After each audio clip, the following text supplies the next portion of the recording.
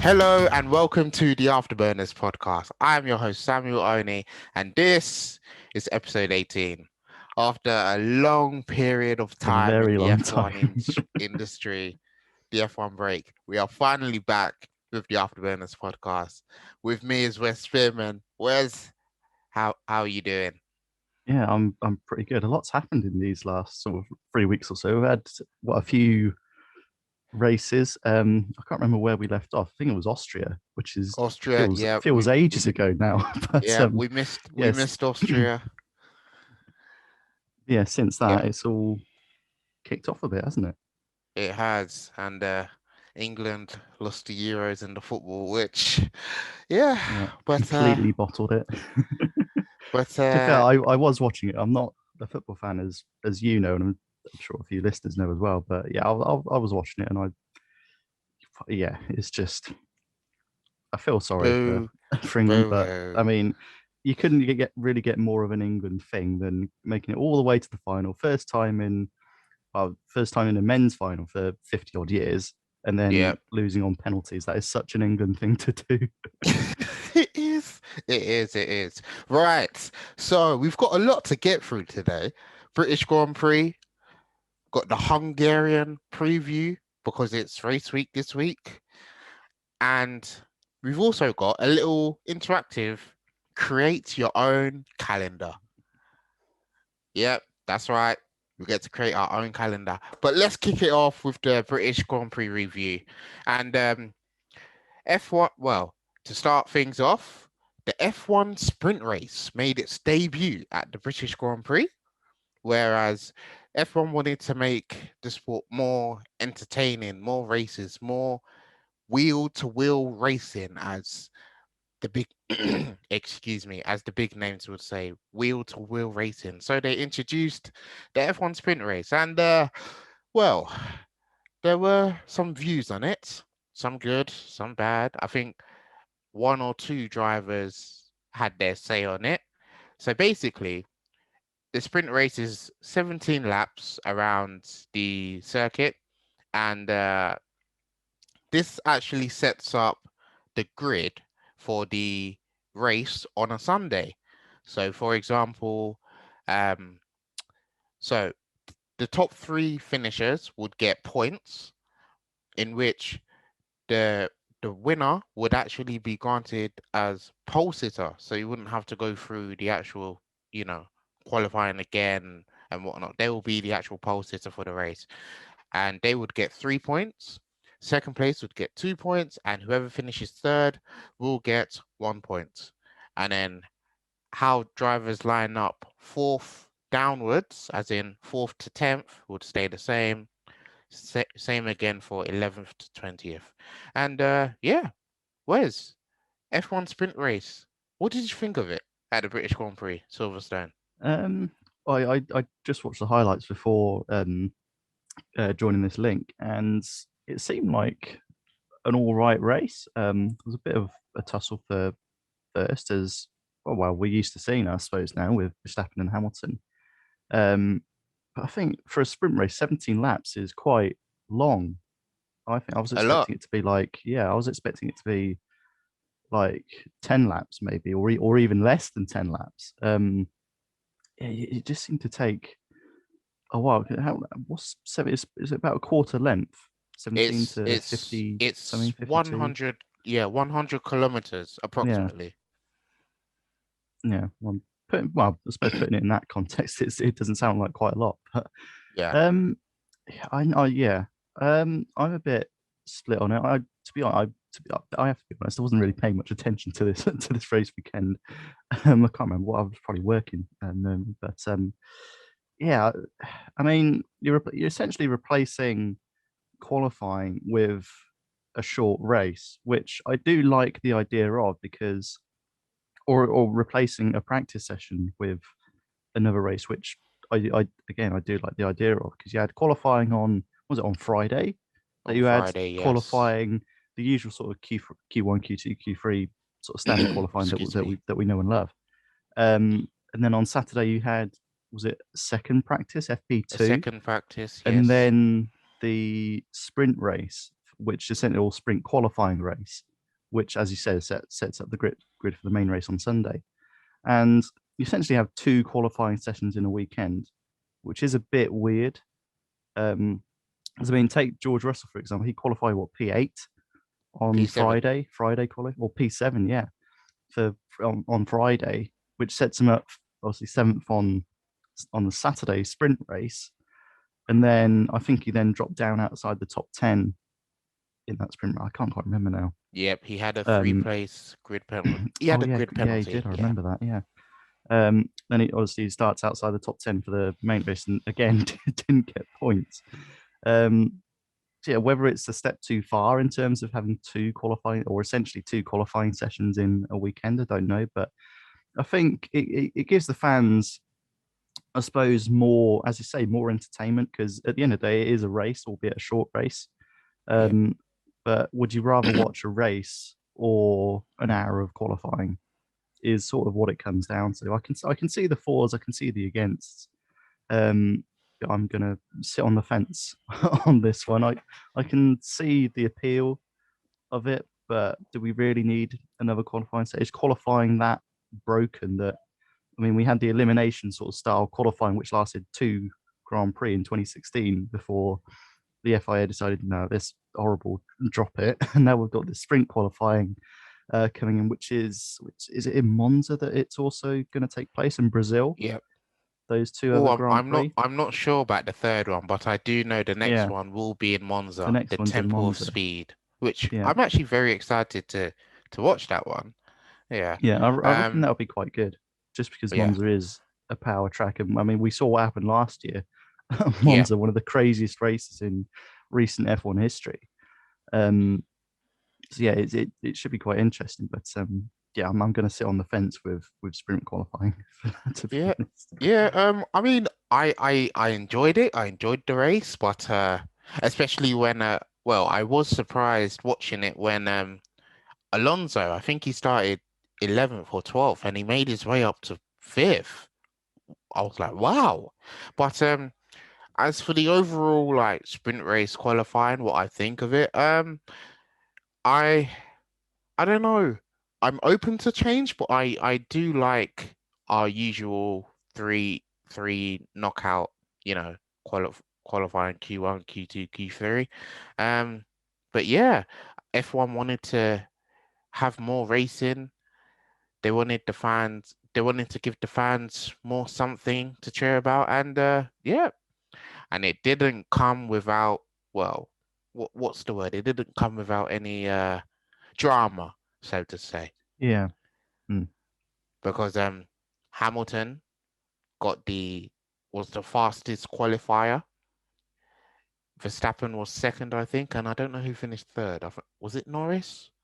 Was it Norris? You know Oh, what? I I don't. can't. Let's hang on. Let's have a quick. I've got the results up here. Hang on. But I do know I'm gonna. Hamilton was the fastest qualifier. Yes. Where are we? Sprint qualifying. It's a whole new sort of section on the. No, Verstappen got pole. 25 minutes that race took. 25 and a half minutes, Wow, that's a which long again time. feels quite long, because I think I'm just trying to think in, F2 have sprint races, and then they have Yeah, what's called the feature race, which is essentially the main race for yeah, F1. I can't remember how long F2 sprint races are, but I think they are really, really short, like 7 or 8 laps. I mean, yeah, the cars are obviously slower, yeah, but I think 15 minutes, 20 minutes would be good. I think 25 minutes, half an hour is sort of pushing it a little bit in terms of a sprint. yeah, Because I mean, if you think about it, half an hour is a, well, it's not a long time, but I mean, it's 2/3 of half a game of football. Hang on, I've got my fractions completely. 2/3 of a half. I'm just confused myself there, but it seems longer than it needs to be, in yeah. my view. Yeah, you got Verstappen on pole, or Verstappen winning the sprint qualifying. He got 3 points. Hamilton in second Oh, got two. Bottas okay. in third got 1 point, and then Leclerc, then Norris to round out the top five. Yeah, the what do you make of the points for sprint qualifying? Because does it give drivers an incentive to try and push for that sort of the top three, or in doing so and trying to get the top three, does it Unless perhaps? lead its way to maybe a couple accidents and then putting them out of contention for the race on Sunday. It it gives, well, I mean, unless you are one of the big two in unless you're one of Mercedes or Red Bull, um, in some case you could throw McLaren into the mix as well. Unless you're one of those, it kind of almost, well, it doesn't what I'm trying to say is like, I don't know, it's not there for you to I don't know, maybe the opportunity there for you is not there for you to grab.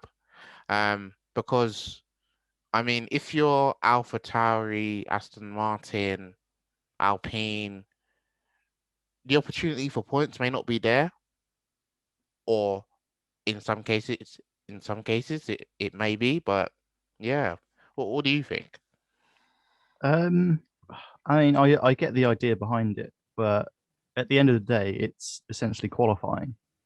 So I'm not sure if you should get points for qualifying. I mean, it's a race, but it's weird. It's sort of this hybrid sort of thing. And I mean, are we going to see the championship come down to literally 2 or 3 points?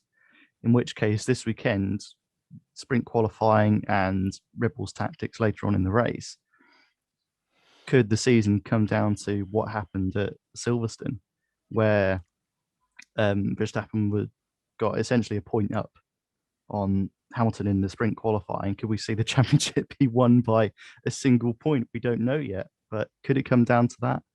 Mm, Um, yeah, I'm not sure if points is the right way to go for sprint yeah, qualifying, because as I say, it's qualifying. It sets you up for the main race, which is obviously where everyone gets the points. So yeah, I'm not too sure whether points should be yeah. available for sprint qualifying. Mm. And as good as the sprint qualifying was, it was at the main race. Whenever you race in F1, there's always drama. There's always drama. There's always crashes. Ultimately, there's a winner, and then there's a loser, and then there's Well, a whole lot there's of, about 19 losers in well, Formula One. yes, 19 losers, and then in the paddocks, in the team principals, there's always the back chat. He said, he said. So yeah, let's get into it. The British Grand Prix didn't come. You can't talk about Hamilton and Verstappen, excuse me, when it comes to the British Grand Prix. Where do you want to start? I could start from anywhere. I could start Um, from the race win to the atmosphere of I'd, the I'd fans. I'd say we start from the start of the race and just talk about that first lap for a little bit, because I mean, we'll get into the crash in just a minute, but up until that point, up until that point at Copse Corner, what a battle you had going on, because obviously Verstappen on pole, Hamilton on second, and they were just fighting it out, corner after corner after corner. Yeah. Hamilton tried to sort of go around the outside of down the Wellington Straight and into that left-hander. Can't quite remember what it's called, the one before Luffield. Um, Um. Oh, Stowe, no, or was it Stowe's. I or was think it Stowe's one of the Village, last corners. or was It it could, it might have Village? been it might have been Village. I can't quite remember. Yeah. I should know this. um, yeah, just going into that left hand out. So Hamilton, not Hamilton, Verstappen kept up on the uh, inside of that corner, meaning he had the outside for the left field, the sort of right-handed hairpin, and then just wow, Basically trying to hold off Hamilton as far as he yeah, could. it was just as you said earlier, wheel-to-wheel racing. It's what the fans, what you could hear the roar from the fans, sort of in that massive grandstand, sort of round Yeah, Luffield, leading its way into Copse. Um, and yeah, it was just brilliant, brilliant racing, and that's what absolutely everyone great. wants to see. It's what everyone wants to see for a sustained 52 laps. Because after that, after Luffield, it all got a bit tits up, I suppose you could say. Because wow, I mean, yeah, we all know what happened. We all know how. Um, Cue Hamilton, Cops corner. yeah. So yeah, Verstappen went round the outside, sort of slightly wider of the racing line. He gave Hamilton enough room, in my eyes.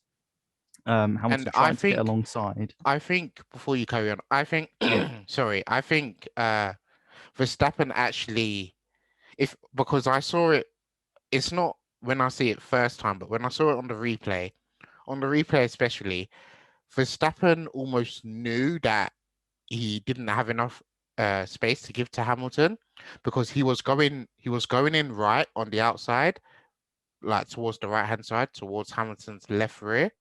So then he went back, almost going back onto his left, onto his own racing line to give Hamilton enough space, but maybe Hamilton didn't see it that way and go on, carry on. But yeah, I just wanted Um, to highlight that. yeah.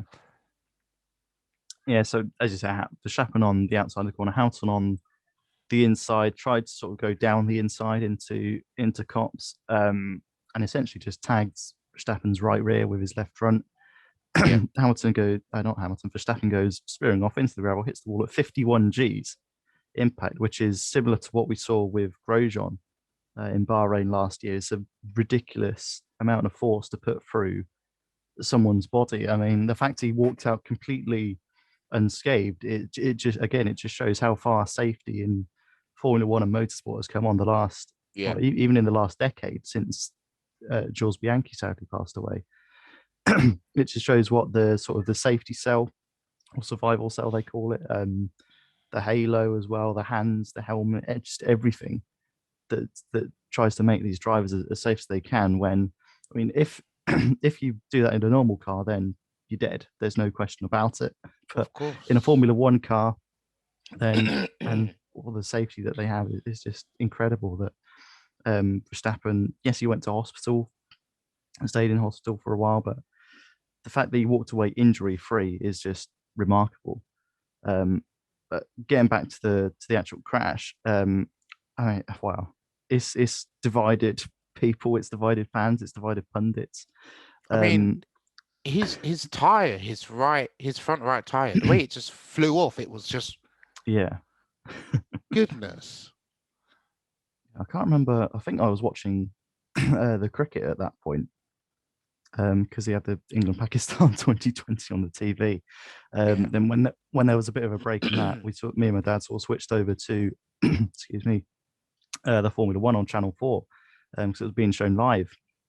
And then as soon as we switched it over, that replay of the Verstappen Hamilton crash came up. And my first instinct, my first thought was, no, it looks like Hamilton's fault. It looks like he's understeered at Copse. He's miles off the apex. He's essentially a car's width away from the apex of Copse Corner. And then obviously he leads to that crash with Verstappen. I can see why a lot of people are saying it's a racing incident. I think Nico Rosberg said it was a racing incident. Mika Hakkinen said racing incident. Um, I think Mercedes or Hamilton tried to say he was uh, sufficiently alongside or maybe even ahead going into that corner, but he just Mm, wasn't. He was miles behind, and hence why he hit Verstappen's rear rather than the actual side of it. But yeah. I mean, Hamilton got a Excuse me. 10-second penalty for it. Whether it should have been harsher, whether it should have been known, because people saying it's racing incident. Um, Can you well, I'm sure we'll get on to excuse that me. in a moment. Can you for those out there, can you just explain what a racing incident is? It's well, it's an accident where no one's at fault really. It's just because the two are racing hard, and then you have a bit of a coming together, and then at the end of the day, no one can decipher sort of whose fault it was. Mm, Um, I think is what means by racing incident. okay. And I can see how that applies to the crash at Copse. But for me, Hamilton was miles off the apex. Yes, he's on slightly colder tyres, I suppose, because it had been sitting on the grid after the formation lap. The tyres getting a bit colder, but you've had a few corners to warm them up. Whether he understeered, I'm not too sure. Um, but I think Hamilton had enough room to try and overtake if he wanted to. And well, he didn't do it on purpose, as a few have been suggesting. There's no way any driver would do something like that on purpose. Yeah. Um, I unless think you're that's Ayrton taking Senna it a at bit too Suzuka on far the to last Grand say. Prix of the year. Yeah, I think it's a bit far to say, he would intentionally Yeah, take out Max Verstappen. yeah, he wouldn't do that. I know, like he's your rival for the championship Yeah, but to say, oh, he purposely did that to take out his rival is a bit too much. yeah, And it is a bit far. as for the penalty itself, 10 seconds. Um, what do you make of it? Was it the right decision? Was it Mm. too harsh? Was it too soft? Or could race ban come into this at some point, at any Um, point? Potentially, I can't quite remember how many penalty points all the drivers have got, but I think Hamilton's got a fair few penalty points. I think Norris is top with like 10 or 11 points. I don't think Hamilton's too far behind either. 12 Um, points equals a race ban, yeah, just so you 12 know. points is a race ban. Yeah. Um, 10 seconds. I mean, it's tricky because I think Hamilton was at fault, but I don't think it was all his fault essentially.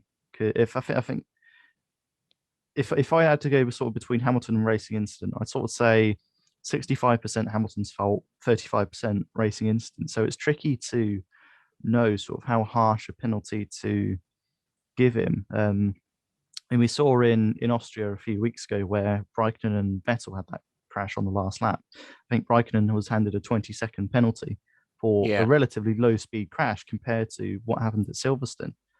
Um, so I don't know whether Hamilton should have been given, say, a stop go penalty or a drive through penalty.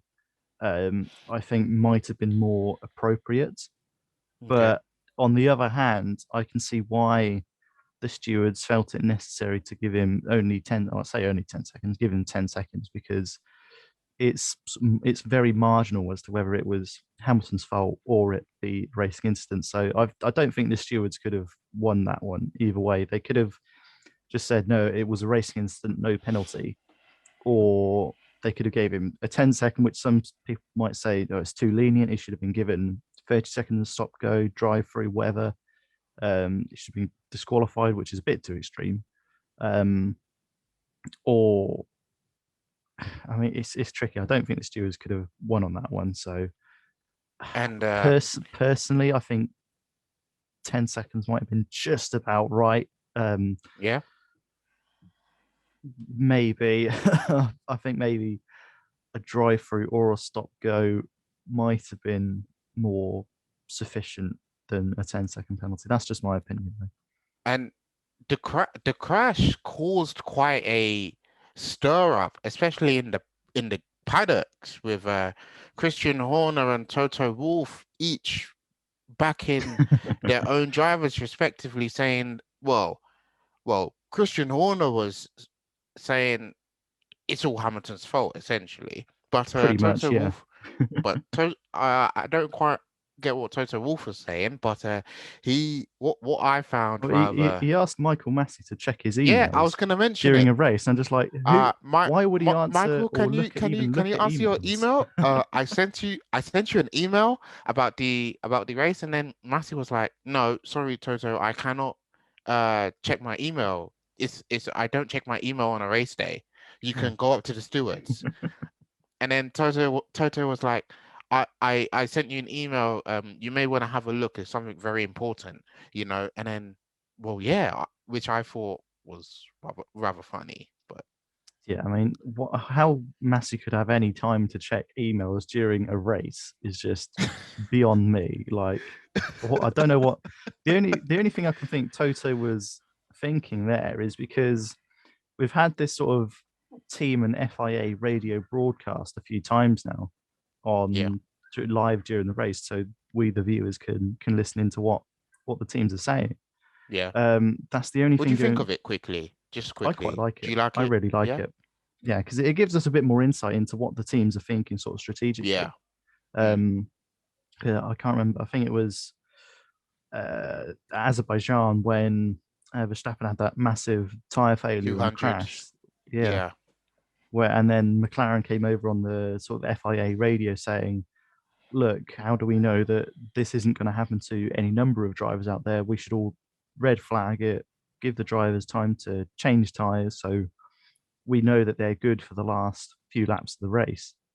And whilst that's obviously not strategic, it just gives sort of a viewpoint into what the teams are thinking, which I think is brilliant. We've had it a few times this year. I can't quite remember um, who it was. It might have been Red Bull at Spain talking about tyres, or I think Mazepin cropped up at one point where someone was trying to lap him and then he didn't get out of the way. That might be Mercedes actually. Mm. But yeah, I really like it, and I think that's probably why Toto chose to email rather than go over the radio, because if that's broadcast, then sort of Toto going to Michael Massey saying, look, we think Hamilton wasn't at fault. We think it was a racing incident, and that could cause a whole lot of controversy between fans on social media, between team principals, between Horner and Toto Wolff. Yeah.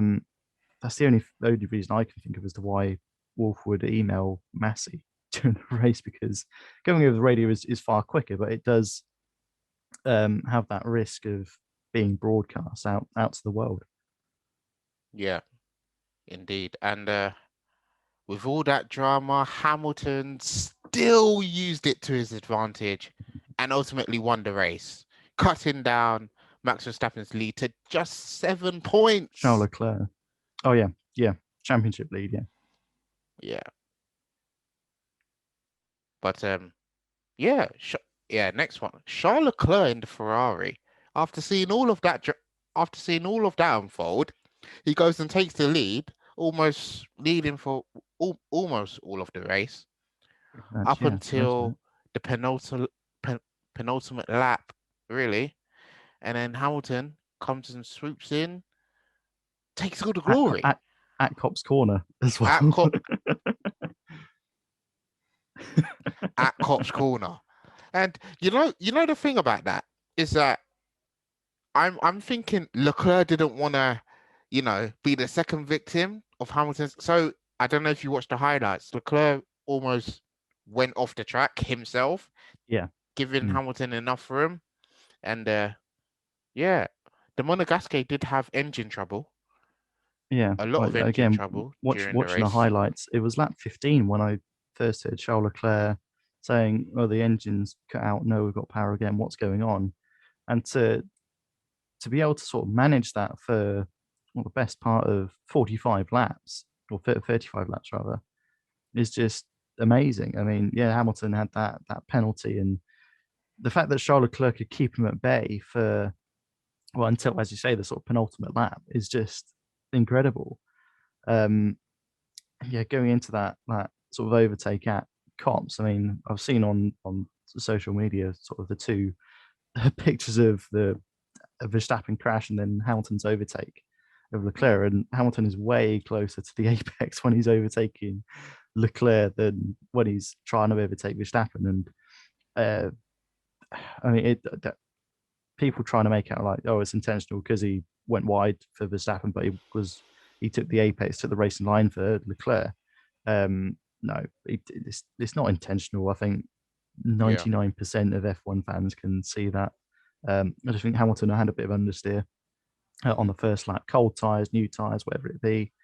Um, and then, yeah, Leclerc did run wide. I don't think that was intentional, or don't want to be the second victim. I don't think that was intentional. I think that was maybe worn tyres, or just a bit of driver error.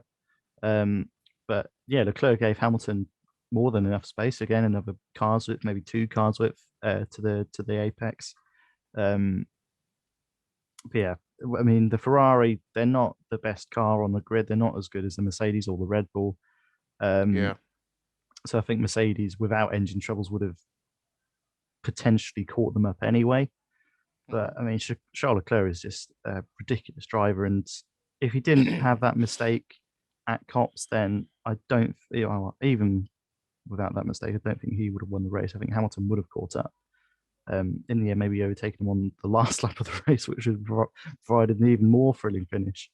yeah, Um, but yeah, I do feel a bit sorry for Leclerc because having engine troubles for 2/3 of the race pretty much, and managing that and still finishing second is an incredible achievement and just shows what a great driver he is. Even though he did make that mistake at Copse, I don't think it would have. I don't think it was.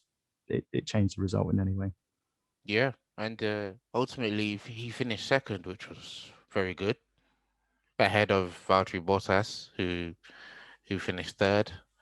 And yeah, with that Hamilton win, he cut in the championship. He cut Verstappen's lead to just 7 points, 8 points, 8 points 8 points, yeah. going into Hungary this week. But we'll speak on Hungary just a bit. Um, then just lastly, before we talk on Hungary, Sergio Perez in the Red Bull, rather than going for the 6 points, rather than going for 6 points guaranteed, he goes for the Yeah. fastest lap. Good strategy.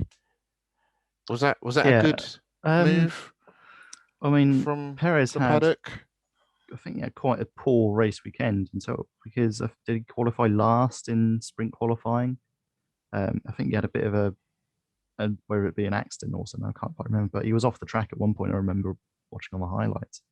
But yeah, made his way back up to seventh. Was, as you say, pretty much guaranteed 6 points at the end of the race. But Hamilton had the fastest lap, so he would have got 26 points from the weekend rather than 25, or from the race, sorry, not the weekend. So Red Bull, I think this is quite clever from Red Bull. They say to Perez, look, we're going to pit you. You're going to go all out for the last lap or two, get that fastest lap off Hamilton. You'll finish outside the top 10, so you won't get the point for fastest lap, but that means Hamilton won't get the extra point. So it's protecting Verstappen's lead in the championship just by 1 point. But as the season developing, we don't know how close the title fight is going to be for the rest of the season. We don't know if it's going to come down to those 1 or 2 points come Abu Dhabi, last race of the season. They could be on like 250 points, plays 248 or something like that. So again, Mm, could this weekend be pivotal into deciding the champion at the end of the year? And I think it was tactically quite clever by Red Bull, because they're working as a team to try and restrict Mercedes as much as they can. But yeah. on the other hand, I do feel very sorry for Perez because he had a shocker of a weekend. He's made his way back into the points, got 6 points, which isn't a lot, but for a driver who is struggling a little bit, it might be fair to say. Um, did have that race win in Azerbaijan, where Hamilton and Verstappen both finished outside the points. Um, yeah, I feel sorry for Perez because it's fewer points that he can take into the next weekend at Hungary. Yeah. But I can see why Red Bull did it. Whether it's the right decision, we'll have to wait and see at the end of the season if it does boil down to those sort of 1 or 2 points. Um, but I think fair play to Perez for not arguing, for saying, look, I can get 6 points here rather than just taking 1 point away from Hamilton, because Red Bull, they haven't won a championship since 2013. They want to be that first team to beat Mercedes in the turbo hybrid era. They want to be the first team to beat Lewis Hamilton for ever since Nico Rosberg did it in 2016. And they've just put all their eggs into one basket with Verstappen, which is kind of understandable. He's been with the team for 5 years now. This is the sixth year, I Hmm. think, as a Red Bull driver, and he's one of the best drivers on the grid, no question about that. Definitely. Um, and is he going to be a championship winner this year? That's what Red Bull wants. So I can understand why they pitted Perez, but again, I do feel sorry for Perez for not getting more points.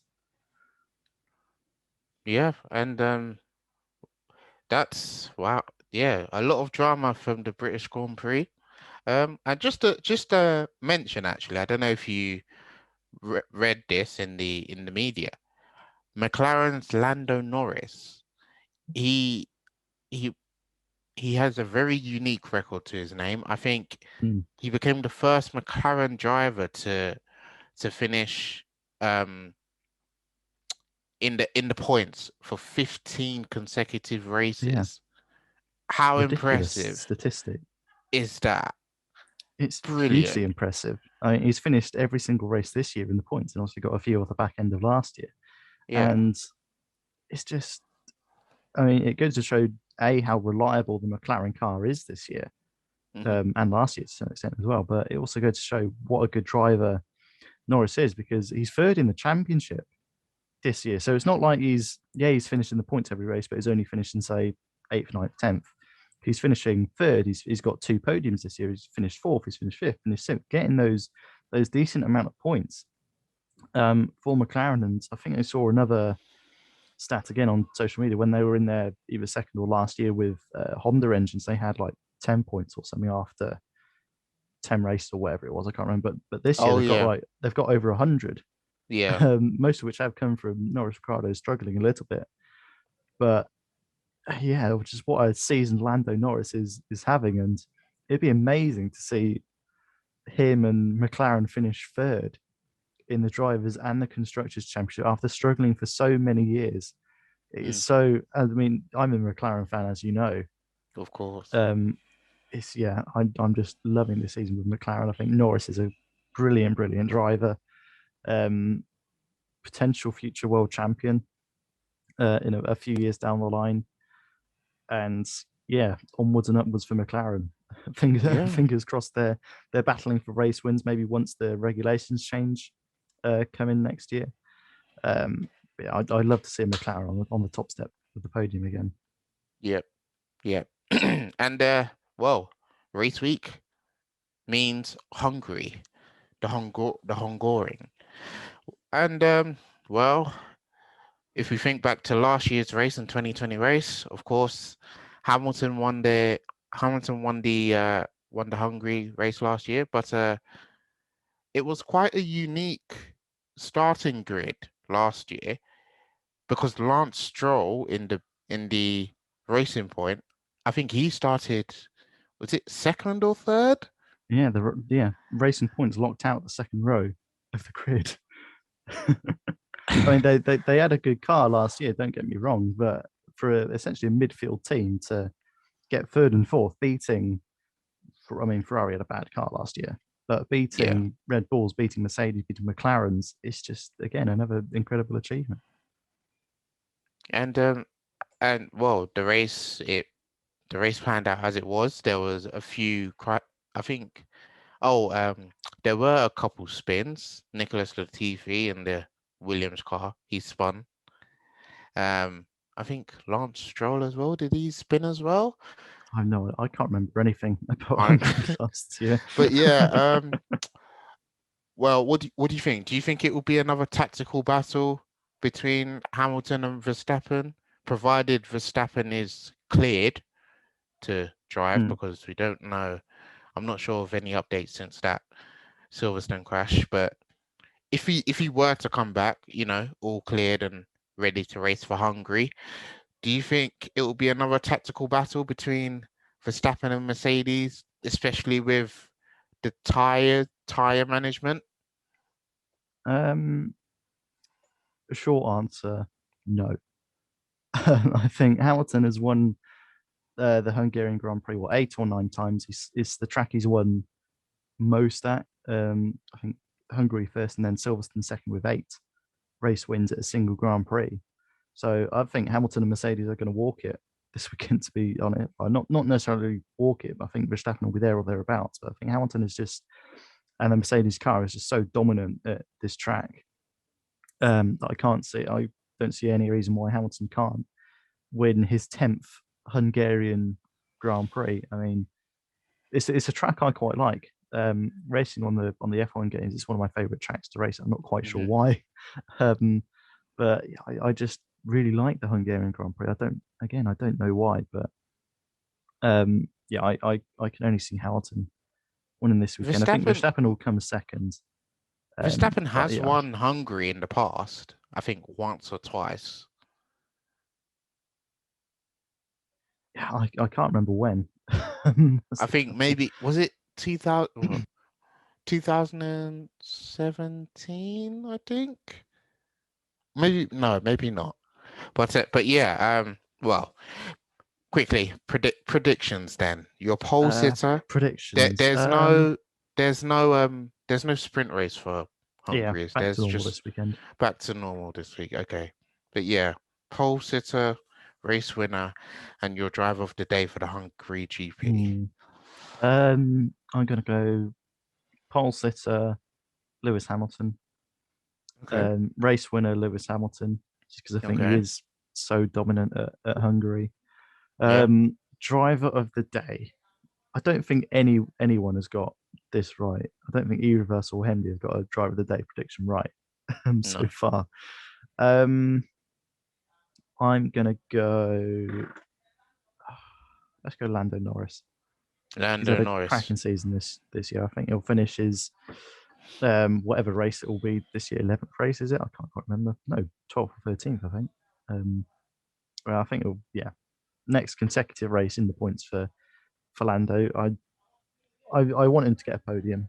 I Mm, don't think he will, but top five finish for Norris this weekend. I think driver of the day for me. okay. Okay. Pole sitter. Oh, it's just always. I think. Yeah, I'm not sure about Max Verstappen. I think this weekend may just be only because what happened in Silverstone. I just think I don't know where his mindset's going to be. So I think I'm going to go Lewis Hamilton pole sitter. Basically what you said. Race winner, Yeah, Lewis Hamilton. And then driver of the day. Hmm. This is a hard one. Hungry. Any idea who got driver of the day last? No. not a clue. In No idea. right. So okay, I'm just gonna chuck it out there. Driver of the day, Sergio Perez. Sergio Perez. Yeah. Yeah, I think he s- can bounce back from this weekend. I think so. Well, actually no, let me change that. I think no. You know what? Carlos Sainz, he's been very quiet this season. He's been Yeah, yeah, he's been he's quietly had quite a good season. yeah, Carlos Sainz in his yeah. first year as a Ferrari driver, given Ferrari aren't at their best. Mm-mm. Yeah, he's had a pretty good season. I can't remember where he is in the championship. Where is he? He's seventh in the Seventh. championship with 68 points. Behind obviously Verstappen, Hamilton, Norris, Bottas, Perez, and Leclerc. But given Ferrari don't have How far is he behind Leclerc? His teammate? eight, Leclerc's on 80, Carlos Sainz is 68, so Okay. 12 points. Okay. Yeah. Lewis Hamilton pole sitter, race winner, Lewis Hamilton, and then Carlos Sainz for driver of the day. And that is Hungary for this coming weekend, normal weekend. Now, to finish off, I thought we'd do something fun and interactive. How about creating your own F1 calendar? What do you think? Yeah, I haven't given much thought to it this week, but I was just having a think this morning of which tracks from, say, this year's calendar I would replace, Yeah. and that's probably about four or five at least that I'd like to Oh, replace, yeah, I or just get think, rid of. or out of 23, It's out a of lot of races 23, as I well. think I would want to replace, mm, let's see, five, five, Yeah. five. Um, starting from the beginning, I'm not gonna just gonna say who I want to replace. Mm. I would replace Bahrain for one. Yeah. 100%. I because great track, lovely track, but I just think um I do like night races, but I just think Bahrain's a bit what's the word?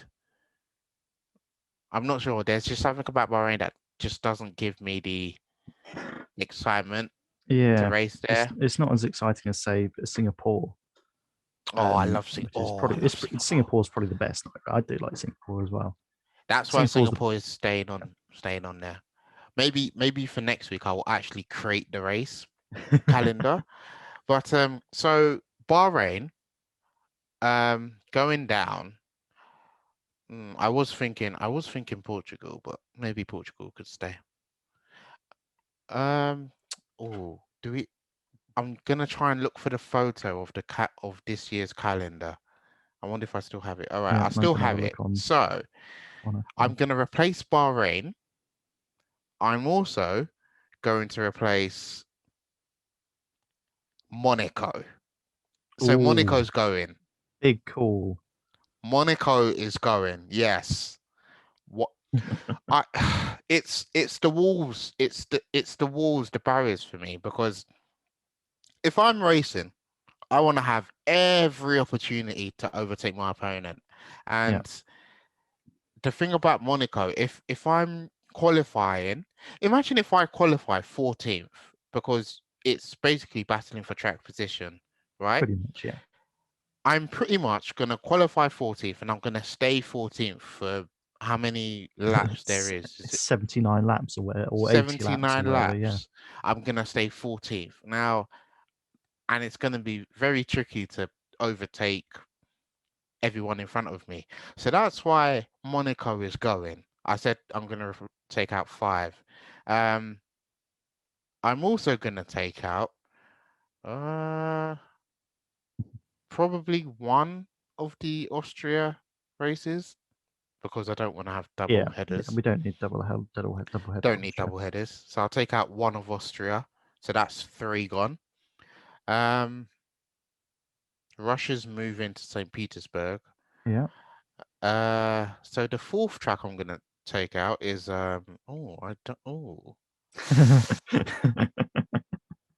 so I've taken out three. That leaves me two. Is it too early to call out Saudi Arabia because it's a new track? Never too early. Okay. I've seen the sort of virtual track Yeah. being sort of driven from driver's view, and it looks horrible. It looks fast. Don't get me wrong. It looks kind of exciting, but there doesn't seem to be any place to overtake Mhm. whatsoever. There's no like hard braking zones to sort of dart Mm. down the inside or anything. Yeah. Um, yeah, I'd get rid of Saudi Arabia. Not necessarily. Yeah. Well, A, because the track looks rubbish, and B, just because Saudi Arabia is Saudi Arabia. You know, hmm just Yeah. yeah, So so it's the not the fourth best track, country to go so the to. fourth track I'd get rid of is Saudi Arabia. So next week when I actually come to create my calendar, I will actually come You got prepared. to find tracks to replace the Yeah. ones you've Yeah. dropped out. So Saudi Arabia I will take it out. And actually I will actually replace it with Hockenheim of Germany. Maybe. Interesting, interesting. Maybe. We'll see. And then the final track I'd get rid of is oh gosh, 23. Uh, oh, might be a bit But then controversial. you don't have to go with 23 races. You could go with 20 if you want, because Yeah. 23 is the longest season we've had in a hmm while. Yeah. Um, so it And doesn't then, necessarily have to be right. It's 23 races this year. I have to keep of the course, 23 races. and then the last one I'd get rid of maybe one of Mexico or Brazil. Can't I'll get rid of probably keep. Brazil. Brazil's a I'll brilliant track. I'll keep Interlagos and get rid of Mexico City. Yeah. Bahrain, Monaco, one of Austria. So Bahrain, Monaco, Austria, um, Saudi Arabia, and Mexico City are the five tracks that I'll get rid of. And who will I replace it with? Come next week and we'll Yeah, know. Wes, what do you think? What yeah. tracks do you want to get rid of? Um, it's tricky because there's quite a few this year that I want to get rid of. So one being the Austria double header. And again, I Yeah, don't think we need two races back you to back don't at the need same track. two races back to back. Yeah. Monaco would probably be another again, just because great spectacle, yes, but the racing is just poor. It's boring. It's dull. Yeah, we had a good You podium don't this want to be year. you don't want to be sitting 14th on the grid and be No, racing. if you're not in, Yeah, if you don't qualify, say, well, even top three, then you're not really gonna well, you're not gonna do well in yeah, Monaco, really. Um, Bahrain is tricky because it was a decent race this year. it was. Um, Yeah. I think looking at the calendar, there are worse tracks on it than Bahrain. So I might just keep Bahrain for now. Oh, okay. Um, Okay. I was thinking about it this morning. Do I get rid of Bahrain? But then if I got rid of every track I don't like on the this calendar, then we'd probably be down to about 15 races. So Yeah. I do want to keep some of the tracks that I don't like, but only because there are Okay. worse tracks this year. Mm. Um, one track I do want to keep is Imola. I think Imola is a brilliant track. Oh One of my yeah. favorite Yeah. tracks Definitely. Yeah. in the world. I'd have to agree with you The on that race one. there hasn't been brilliant the last couple. They've been all right. They've not been sort of standard. Oh wow, we should race at Imola every year. But I just think Imola is such a classic track, brilliant track, fast track as well. Hmm. That it should stay. Um, Spain again, I was thinking about earlier because this year was okay, but pretty much every Spain race I can remember has been boring. Besides 2016 when Hamilton and Rosberg crashed. So I'd probably get rid of Spain. Okay. Monaco, I've already said. France is interesting because again, last year it was pretty poor. This year it was quite good. So I'd say either keep France or move it to Magny-Cours. Um, Austria double header, I've already mentioned, could get rid of one of those. Britain and Hungary are staying, as is Spa, as is Zandvoort. Monza is a mainstay. Russia, as you say, is moving to St. Petersburg, so that can stay. Turkey 100% can stay, as can Suzuka. Kota, yeah, Kota can stay in the USA. Mexico and Brazil are mainstays for me. I love both of those tracks. Hmm. Um, we've got a TBC from the 19th to the 21st of November. It was originally going to be Australia there, Oh yeah. and Oh Australia yeah. has not provided good racing the last few. I'd Oh. probably get rid of Australia. I think it's more boring than Bahrain. Okay. Um, I think it's more boring than Spain. Actually, it's only on there because it's sort of the traditional season Yeah. opener. Stars. Yeah. Australia, yeah. So I get rid of that, and then I get rid of the last two as well, Saudi Arabia and Abu Dhabi. Although there are changes to Abu Dhabi's track this year, I don't know if they're going to make that much difference to the racing. But Abu Dhabi has typically been again boring. It's only on there because of oil money, essentially, Hmm. sponsorship. Yeah. And yeah, as I said, Jeddah can just get in the bin straight away. So I don't know how many tracks they've got rid of there. Probably about 7 or 8. Um, Yeah. but Probably. Yeah. what Probably. have I gotten rid of? Spain, Monaco, Yeah. one of the Austrias, Spain, um, Monaco, one of Austria. You got rid and then of. Australia, Saudi Arabia, and Abu Dhabi. That's 6 Grand Prix I've gotten That's rid of. six. Yeah. That's 6 out of 23. I've done But well to rein myself in there because yeah. I'd have, if I could just go all out, I'd probably get rid of Bahrain. I might get rid of Portugal. Um, Mm, I might get rid of Azerbaijan, but then Azerbaijan has just provided such topsy turvy racing yeah. that it deserves to stay.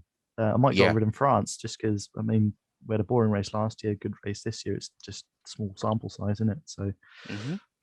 yeah, Yeah. I could So have gone to 8 races to get rid of, but no, I'll keep it at 6. I think 6 is reasonable. yeah. So right. So just before we finish off, next week, when we come to do this next week and speak about what happened in Hungary, right? Between now and next week, we must both create our own calendar for F1 races, what we want to you, basically create your own calendar. Yeah, 18, 18 or 20. Let's let's go with 18. Right. 18 races, 18 countries. yeah, It can be in any order. It doesn't have to be the traditional starter. So round one to round 18. You can include Miami doesn't come until 2023, but yeah. we can include it. I'd say we can include any track that F1 has raced on, or even tracks that they haven't raced at. Yeah, Um, to say we want to go to Brands Hatch, for example, yeah. Oh yeah. we could do that, or go to Kialmi in South Africa, Mm. then do that. So any track Any track. that's reasonable for F1, then or Yeah. Fuji in Japan, for example. But Oh yeah. Yep. So well, that brings us to the end of episode 18 of the AfterBurners podcast. I hope you've enjoyed it. A lot of drama from the British Grand Prix last week, but we move on to Budapest, Hungary, which will be the last race before the long for the summer summer break. break. Yeah. Where then after we'll be back, hopefully in time for Belgium at Spa. Whereas I Yeah. think Spa is one of your favorites. Yeah. Love Spa. I mean, what a few races we have after the summer break because it goes Spa, Zandvoort, Monza. I mean, those are Yeah, three brilliant. I mean, we get to see Zandvoort or F1 race at Zandvoort, certainly in my memory. I don't remember F1 cars racing around Zandvoort, but I reckon it's going to be brilliant. The Dutch army is going to be out in full force. The whole track should be like a lot paved of orange orange, for a Max lot of Verstappen. It's orange, going to be, a lot of it's going to orange. be, yeah. You're not going to see anything but orange when we go to Zandvoort. Yeah. But yeah. Um. Well, this has been episode 18 of the AfterBurners podcast. I've been your host, Samuel Oni, and it's a goodbye from me. Bye bye. And it's a goodbye from Words. Bye bye. And hope you enjoyed the Hungarian GP this weekend and see you next time.